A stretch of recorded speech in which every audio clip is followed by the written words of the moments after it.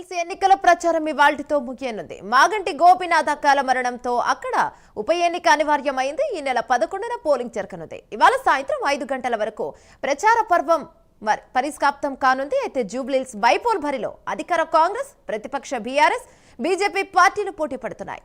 ముక్కోరపు పోటీలో ఓటర్ మహాశయుడు ఎవరికి పట్టం కడతారనేది ఆసక్తికరంగా మారింది.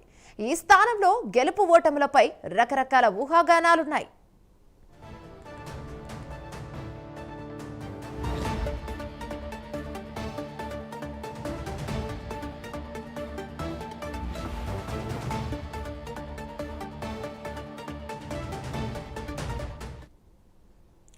సెఫాలజిస్టులు జూబ్లీహిల్స్ లో తిష్టవేసి రకరకాల సర్వే నివేదికలు ఇచ్చారు. ఒకరు బీఆర్ఎస్ గెలుస్తుందంటే మరొకరు కాంగ్రెస్ గెలుస్తుందనే నివేదికలను ఇచ్చారు. ఇవన్నీ సోషల్ మీడియాలో చక్కర్లు కొడుతున్నాయి. ప్రధానంగా కాంగ్రెస్ పార్టీ అభివృద్ధి ఎజెండాగా ముందుకు సాగుతోంది. ఆ పార్టీ నుంచి నవీన్ యాదవ్ బరిలో నిలిచారు. బీఆర్ఎస్ తరపున దివంగత ఎమ్మెల్యే మాగంటి గోపీనాథ్ సతీమణి సునీత పోటీలో ఉన్నారు. గోపీనాథ్ మృతి చెందడంతో సెంటిమెంట్ కలిసొస్తోందని కారు పార్టీ భావిస్తోంది. బీజేపీ నుంచి లంకల దీపక్ రెడ్డి బరిలో నిలిచారు. ఆయన సైలెంట్ ఓటింగ్ ను నమ్ముకున్నట్టుగా తెలుస్తోంది. ఎమ్మెల్సీ ఎన్నికల ఫలితాలు రిపీట్ అవుతాయని కేంద్ర మంత్రి Kishan Reddy, party state chief Ramachandra Rao చెబుతున్నారు. ముగ్గురిలో విజేత ఎవరన్నది ఈ నెల 14న తేలనుంది.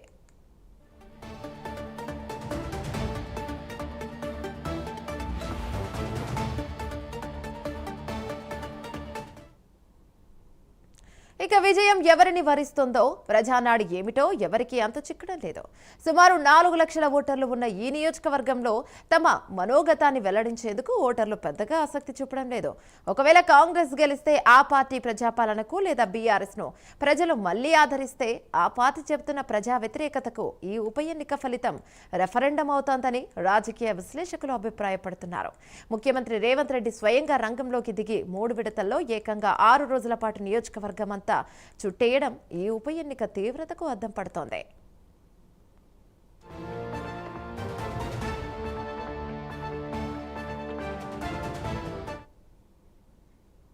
అయితే హైడ్రా చేపట్టిన పేదలు, సామాన్యుల ఇళ్ల కూల్చివేతలు, 6 గ్యారంటీల అమల్లో అక్కడక్కడ తెలెత్తిన లోపాలు, అర్హులందరికీ రేషన్ కార్డులు పూర్తి స్థాయిలో అందకపోవడం ఈ ఉప ఎన్నికల్లో కాంగ్రెస్ కు ప్రతికూల అంశాలుగా మారే అవకాశం ఉండొచ్చని రాజకీయ పరిశీలకులు విశ్లేషిస్తున్నారు.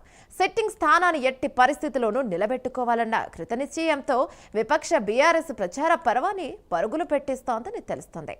అధికార కాంగ్రెస్ ను ఓడించడం ద్వారా ప్రజా వ్యతిరేకతను గట్టిగా దాటేందుకు ఆ పార్టీ తీవ్రంగా శ్రమిస్తోంది. 2 ఏళ్ల కాంగ్రెస్ పాలనను 10 ఏళ్ల కేసీఆర్ పాలనతో పోలుస్తూ ఓటర్లను తమ వైపు తిప్పుకోవడానికి ఆ పార్టీ ప్రచారంలో అధిక ప్రాధాన్యతనిస్తోందని వారు వివరిస్తున్నారు.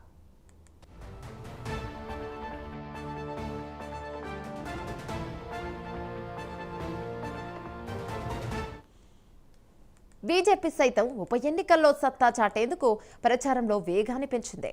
కేంద్ర మంత్రులు కిషన్ రెడ్డి, బండి సంజయ్ ప్రచార పర్వాన్ని బస్తీలో సుడిగాలి పర్యటనలు చేస్తున్నారు. ఆ పార్టీ కార్యకర్తలు ఇంటింటి ప్రచారం చేపడుతున్నారు. కాంగ్రెస్, బీఆర్ఎస్ ఒకటేనని, ఆ పార్టీలను గెలిపించొద్దని కోరుతున్నారు. ప్రధాని మోదీ చొరవతో నియోజకవర్గాన్ని అభివృద్ధి చేస్తామని, తమ పార్టీ అభ్యర్థి దీపక్ రెడ్డికి పట్టం కట్టాలని కోరుతున్నారు. అసెంబ్లీ ఎన్నికల్లో 8 సీట్లలో గెలవడం ద్వారా గతంతో పోలిస్తే పుంజుకున్నామని, అదే స్థాయిలో ఈ ఉప ఎన్నికల్లోనూ గెలిచి వచ్చే అసెంబ్లీ ఎన్నికల్లో అధికారం సాధిస్తామని ఆ పార్టీ నేతలు ధీమాను వ్యక్తం చేస్తున్నారు.